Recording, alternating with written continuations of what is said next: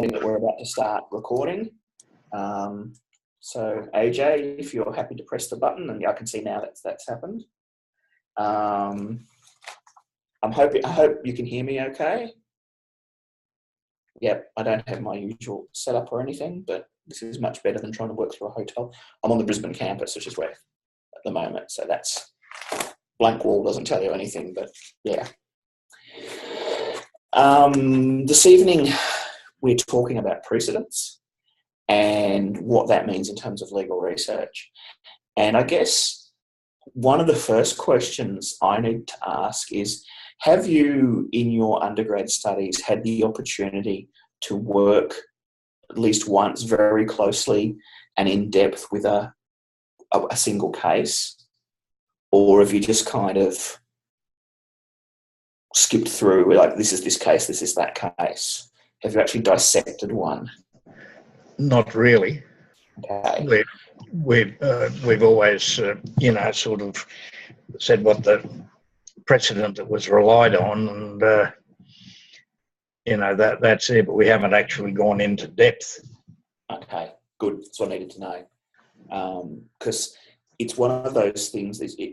It's sometimes you do it in constitution, which I think that's probably one of the better subjects to do it in, because there's a lot of really complex, divisive cases in constitution where the judges say complicated things.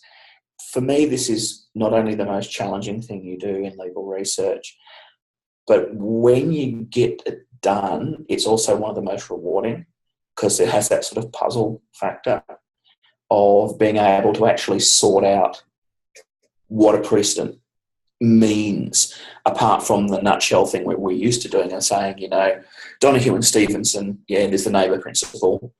Okay, fair enough. So I'm going to talk a little bit about some of the things in the workshop materials this week about talk you through the process. Now, for some people's research, this is going to be a big part of your research, and for other people, it's not going to be part of it at all.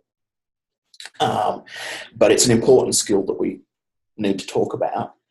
And in fact, it's quite possible that your entire dissertation could be a single case, because people have published PhD theses on pretty much a single case and all the precedents and everything that lead up to it.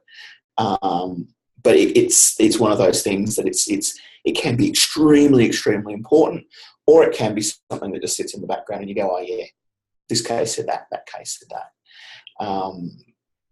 And it'd be nice if we had more opportunities in the LLB to do more of this sort of in-depth stuff, because I think it's for the higher achieving students, it's really important. I guess the problem why we don't do it very much is that a lot of the students who are not high achievers will just go, oh, do we have to read this? I'm just going to rely on the precedent, the nutshell anyway. And they kind of miss the point that it's not just about it's about the journey, not just the destination. It's about knowing how that precedent was reached, not just saying, oh yeah, this is what the outcome of the case is. So by all means, jump in and ask questions and interrupt and all the rest of it. But I'm presuming you've got a research topic, which is, there's a big controversial High Court case or Superior Court of Appeal case, and you need to analyse it, take it apart, look at what all the pieces are, put them all back together again, and hopefully they'll go back the way they're supposed to go. Part of it is, the difficulty of it is that reading cases is a skill, and it's a skill that unfortunately you only really get to develop when you do it. And we can give you pointers, but there's a lot of drudgery involved in getting better at this, because, as we know, a lot of precedent cases are based on the judgment from a court of appeal. You see almost nothing from the trial. Sometimes you'll have a summary of what happened at the trial in there, and sometimes you don't. Sometimes it's just, this was an appeal on a case that was on this point, and you go, I wonder what happened at trial that they went on appeal for this particular piece. You don't necessarily know. So sometimes it may, and judges, as we know, are pretty long-winded. It can be, they can often say the same thing multiple times, and this is where I find the most some of the most difficult things is when a judge will spend 5 pages saying something, and they'll say it again in 3 pages a different way, and you've got to go, is this thing new, or is this them just saying the same thing again? And sometimes they are just saying the same thing again. Sometimes they're saying something new. That was something that I found straight away, was that, you know, we're supposed to be succinct and, you know, everything, but when it comes to judgments and that and decisions, it went out the window. Of course, my favourite has to be I concur with my brother. That's my favourite judgment.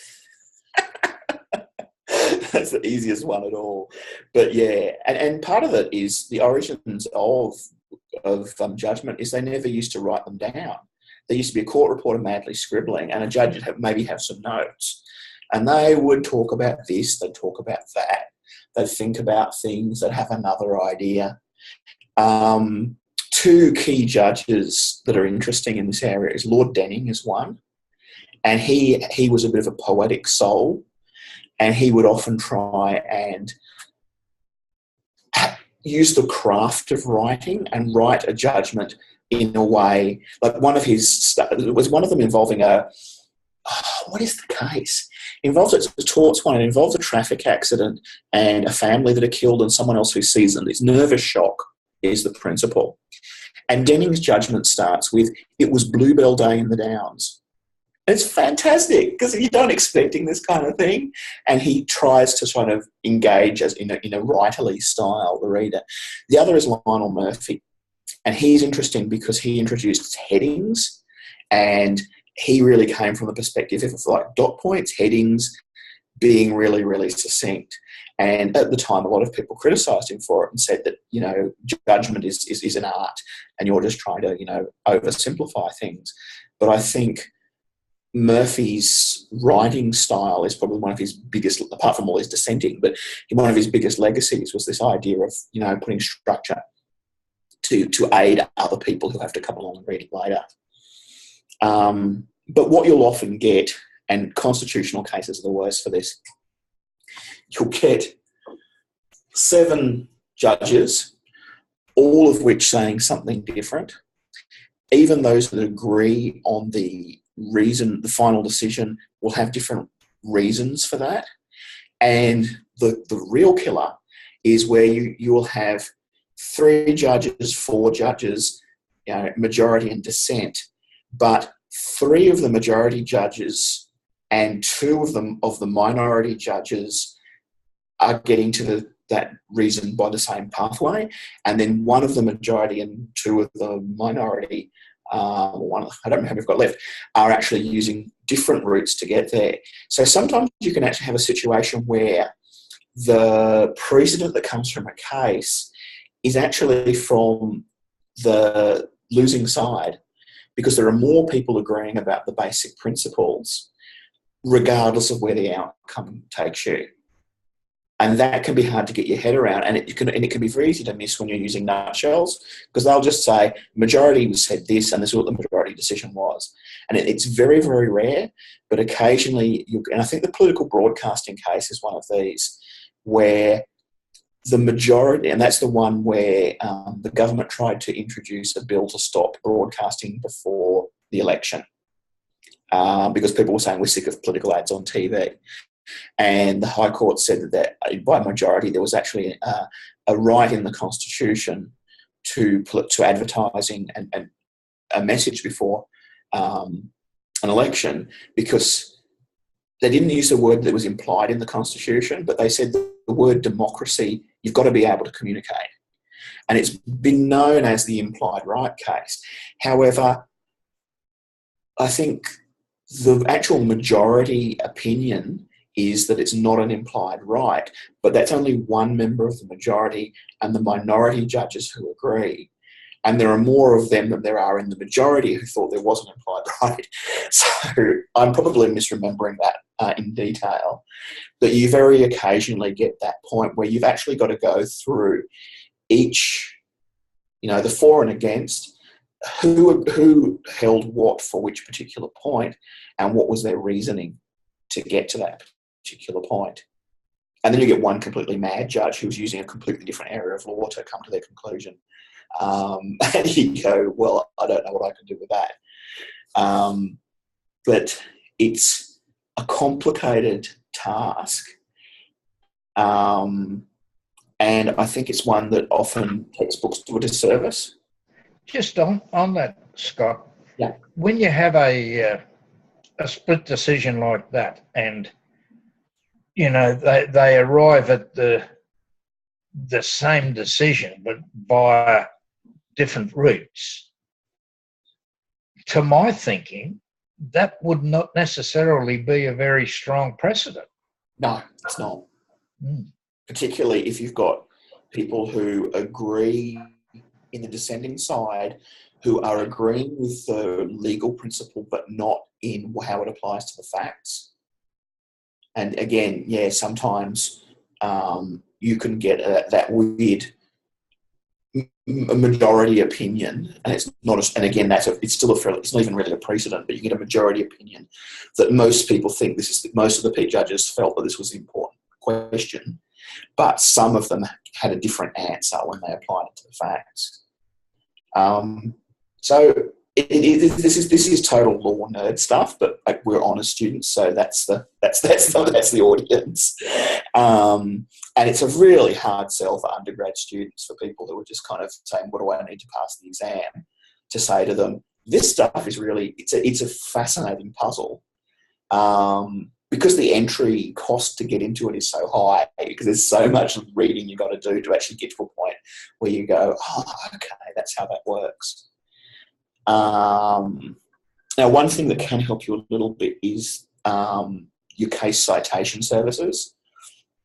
So Case Point, I don't have my notes here, so I'm trying to remember, but Case Point's one of them. There's a couple of them, because they will give you information on cases that the case uses. Now, you can get that from the case itself, so that's not usually a problem. But it'll also talk about the cases that come afterwards that have applied that case, and that's extremely useful when you're doing research, particularly because those citators are kept really up to date. And the last thing you want to do is find out that there's been a recent decision that's applied the case you're talking about, and have someone say, "Oh, but hasn't that all changed because that's been overruled by blah blah case?" And you go, "Oh, okay, I didn't know about that." So the case citators are good for that. They will also often reference journal articles that might have discussed the case. It's not very comprehensive, but it can give you some hints. And sometimes it's making a judgment call of figuring out, is this a case I can just go with what everyone else says about it and trust them to a certain extent, or just read the important passages? Or is this one I'm going to have to do some really complicated chart on the board and to go, okay, Brennan said this, Murphy said this, Dawson said this. And there was actually a judge who, for 10 years or something, was suffering from dementia on the High Court. And at that stage, there was no constitutional provision for removing a judge due to incapacity. They had to voluntarily retire. And this dementia had him so badly that he didn't have the capacity to say, "I don't want to do this. I want to go home. Please don't put me up in the court every day." And there was this period, and no one knows who it is, because that would be kind of bad for all those cases that were decided. I've heard people argue it might have been McTiernan, because through the last years of his life, McTiernan generally agreed with one of the other judgments. And what the judges have said they did was they basically sorted it out amongst themselves who this judge would go with at the end of the day. So you've got weird stuff like that happening in the background. Has that been redressed? Yes, we had one of the referenda, I think in the 70s, said that judges can be removed for proven misbehaviour or incapacity. So, and again, that's like, well, it has to be a judge who was sitting around that time, and people are putting on their detective hats and trying to figure out who it was that was the problem.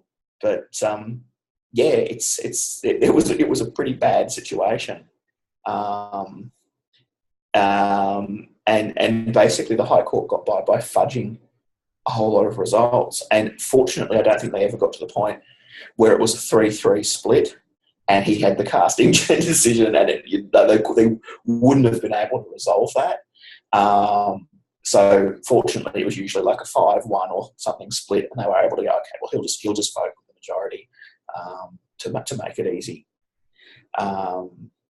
So in any case, having judges who concur can be extremely useful because it can cut down the complexity.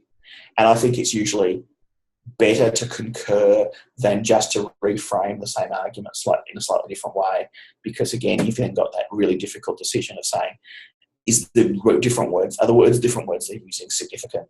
Are they really important, or are they just different words for the same thing? Okay, so when I'm approaching a tricky case like this, I start out with a case citator and try and figure out what the chain of authority is. So I try and figure out, what are the previous cases? What are the cases that came after? How is that significant?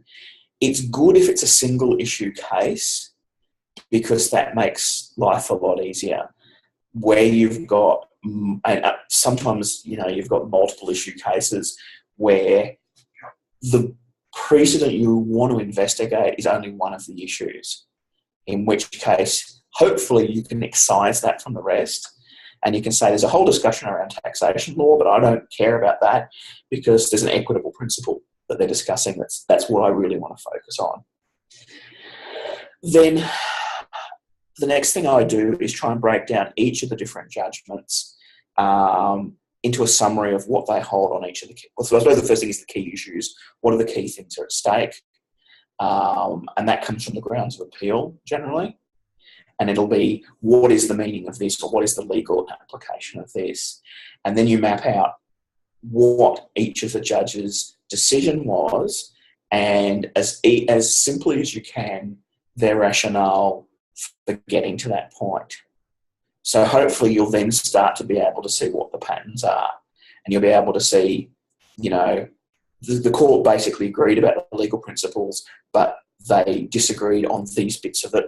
Great, and I've now narrowed down the zone, and I know that I don't have to worry about, it might be a legal principle that has 5 parts, and they all agree on parts 1 to 4, they all disagree on part 5. Well, that's good, because we can put parts 1 to 4 aside and we can just look at part 5. Where it's maddening is they all disagree on each individual part of what's relevant and how it's applied. The next thing is the ratio decidendi versus obiter dicta aspect. And, we tell you about that in first year, and I think we don't follow up on that very much.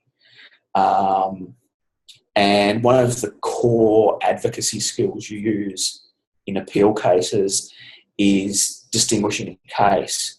Because, I personally think you can probably argue almost everything is obiter in most judgments. And if you're a good lawyer, you like arguing.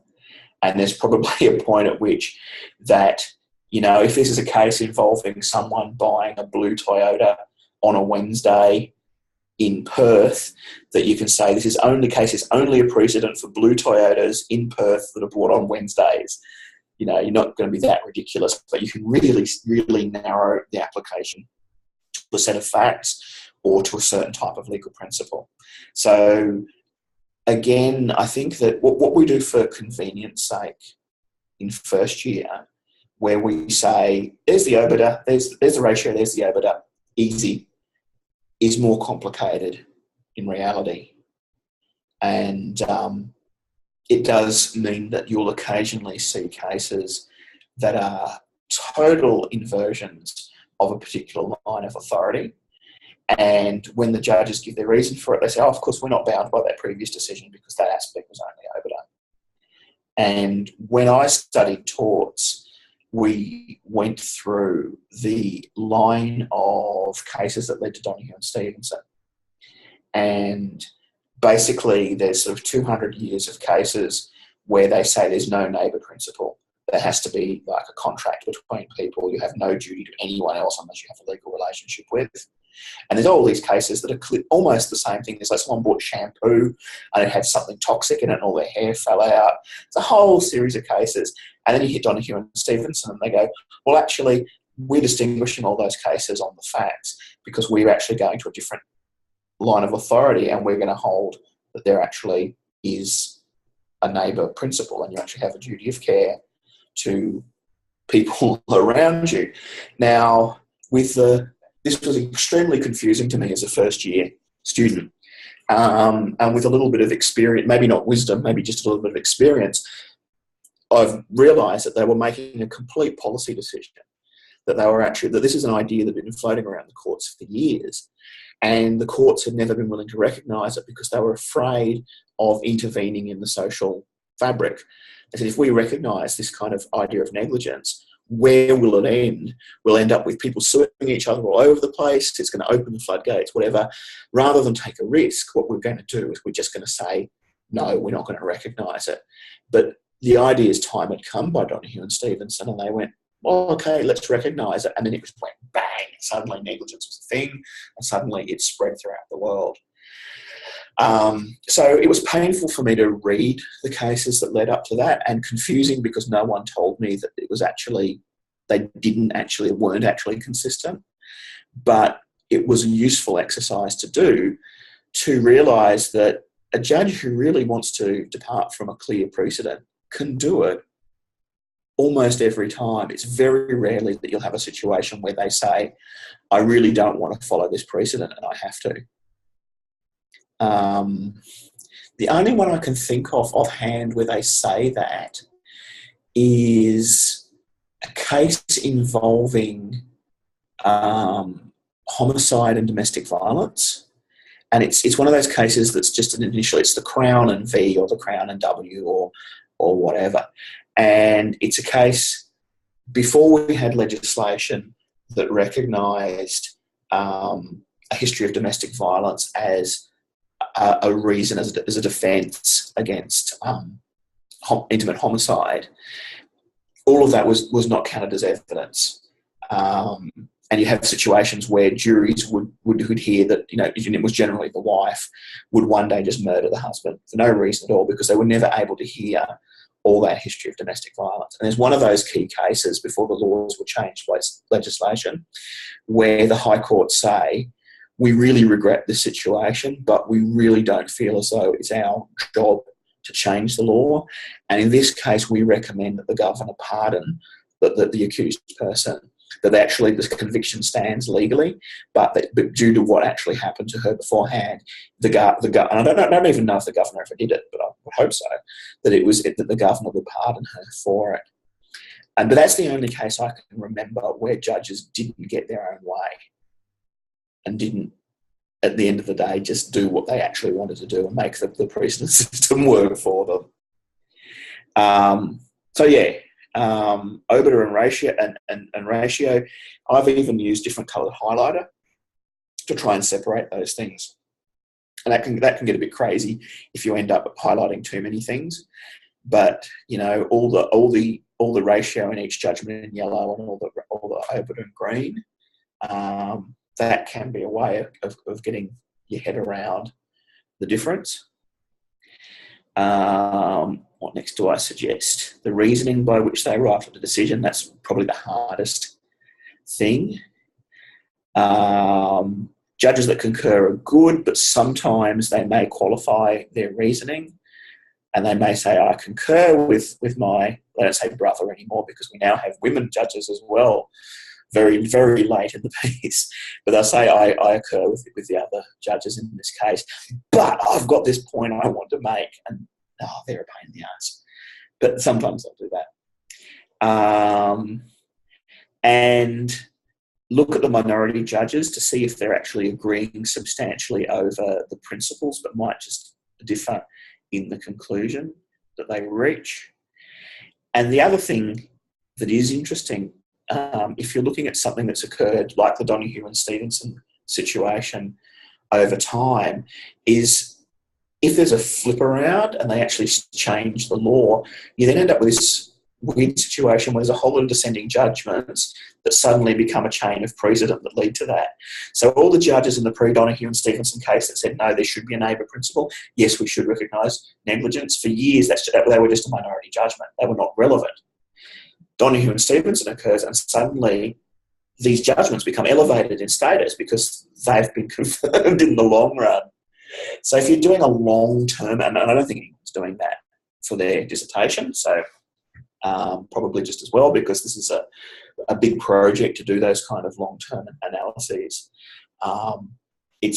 You can end up with getting more value out of the minorities than the majorities in the earlier cases. One that I've done is privacy law, because we're actually in a situation where we may actually recognise a tort of privacy soon, if the right case goes to the High Court. And we've got Victoria Park Racing. It's like 1940 or 1950 or something case that says, no, there's no tort of privacy. But there's a particularly strong, one of the minority judges has a particularly strong defence of the tort of privacy.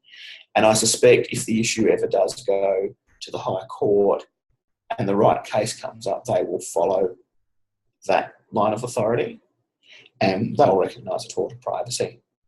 And it'll probably involve drones. Drones with cameras, that's going to explode. People peeping in other people's windows using camera drones, I think it's going to radically change the way the courts feel about remedies in privacy.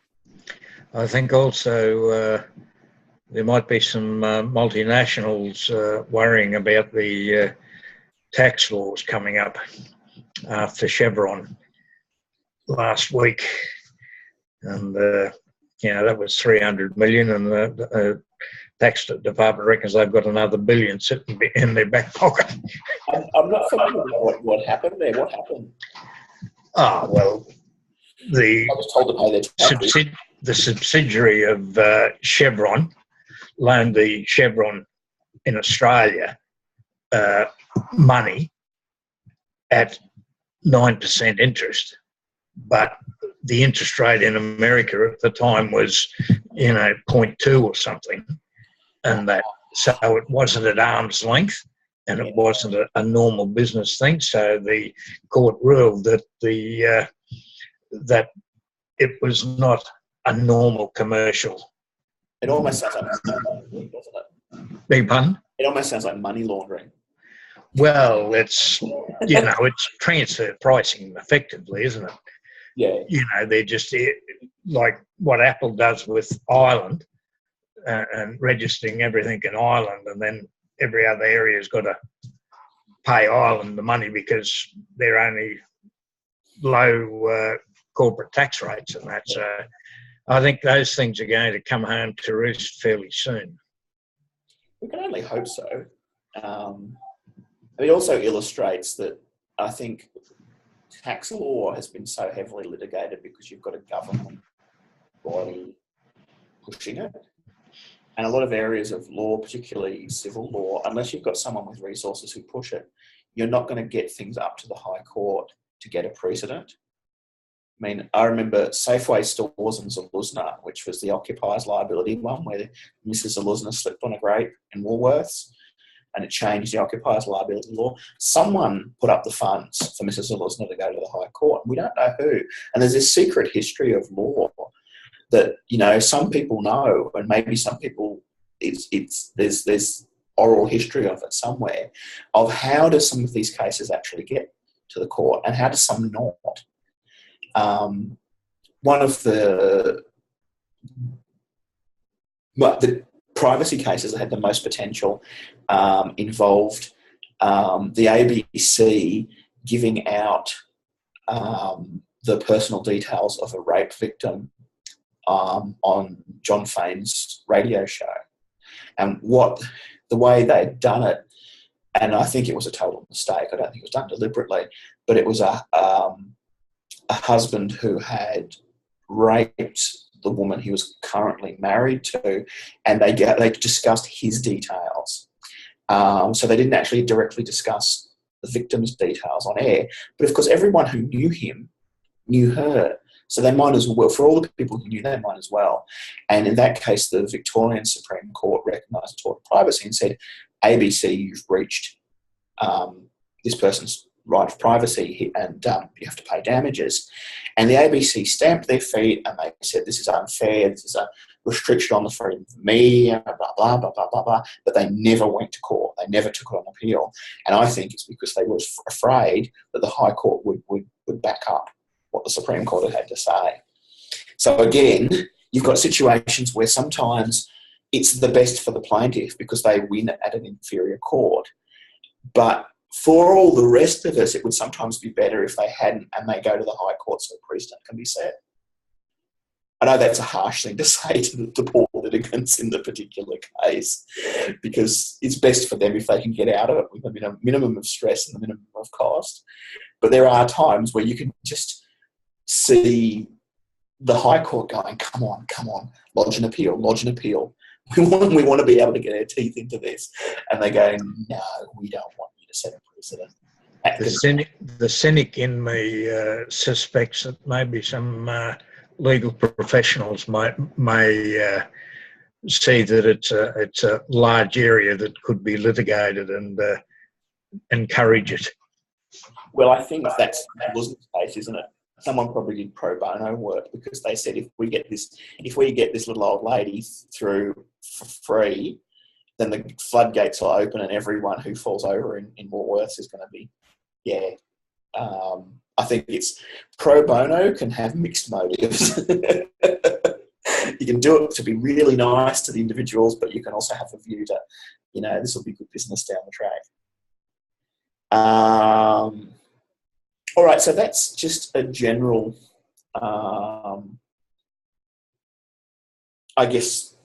walk through the process of precedent analysis. I would love to be able to give you a magic solution and to say the easiest thing to do is step 1, 2, and 3, and then you'll learn how to do it. But unfortunately, the real way to learn how to do it is just to spend time with cases and doing the tedious yards. I suppose like a lot of things, you've got to build up your muscles. You can take all the supplements you like, but you've got to create understanding. If you don't understand something, well, it's no good learning it rate-wise, and that without understanding it. And I think that's the danger of teaching through sort of more in a nutshell. Right? I completely understand why you do it. I completely understand that most people are never going to go anywhere near an appeals case, so they don't really care. Because in practice, they're just going to be dealing with clients going and they're going to care about this stuff. But it would just be cool if we had some opportunity to do more of this with the people who were keen to help them develop those analytical skills. Now, that was mostly what I wanted to talk about tonight. If you didn't have anything else you wanted to raise, we could have a quick break and come back to part 2.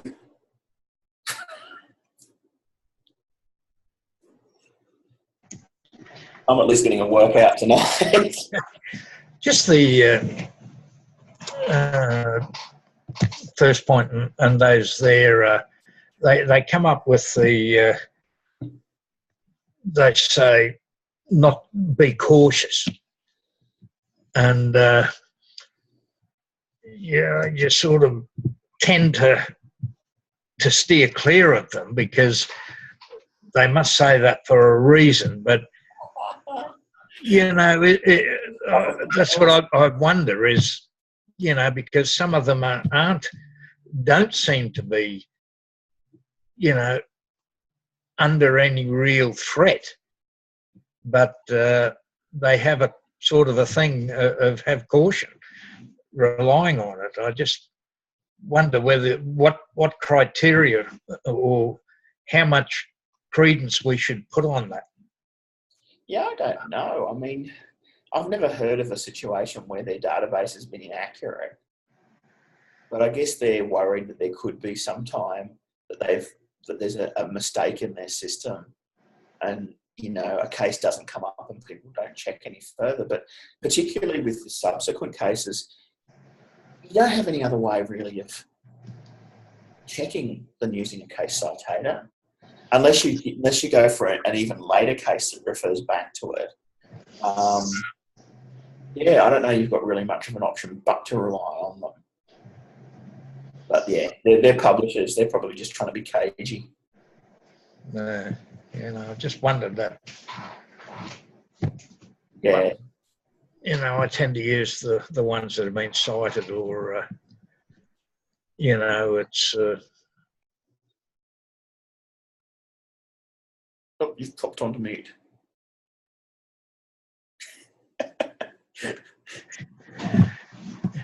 Yes, no, it's. I guess there's also things like unreported cases. There's a whole kind of area of uncertainty. Unreported cases are now often available anyway online, but it used to be a thing that unless one of the case companies sent a reporter along to court, they didn't get into the law report. So often the Supreme Court Library would have their own database, not even a database, folder full of the unreported decisions. And what you had to do back in the day was, if you really, really wanted to make sure you published it, is to go to the Supreme Court Library and flip cases. Find it. Now, I know at least the High Court has an unreported cases section where you can find it.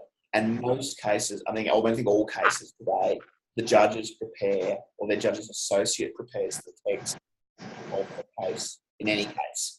So you don't have that problem. But yeah, that used to be the problem, and there used to be this kind of in between area sometimes of, did something get missed in the system? At least for the superior courts, we've got that covered now. Yes, it's certainly a lot different now than what it must have been before the internet. Yeah. And for better or worse, because I think things like the legal encyclopedias are actually more difficult to use in the non-print versions. And I also think in the old days you could be cut a little bit more slack about making mistakes because the system wasn't so accurate. Like today, it's a lot more exacting. And if you missed an unreported decision or something, people might have given you a bit more leeway in the past. But now it's all available. You don't have an excuse. Anyway. Okay, so should we have a break? Fair enough. And be back 10 minutes, get a cuppa, whatever. Be back for part 2. Righto.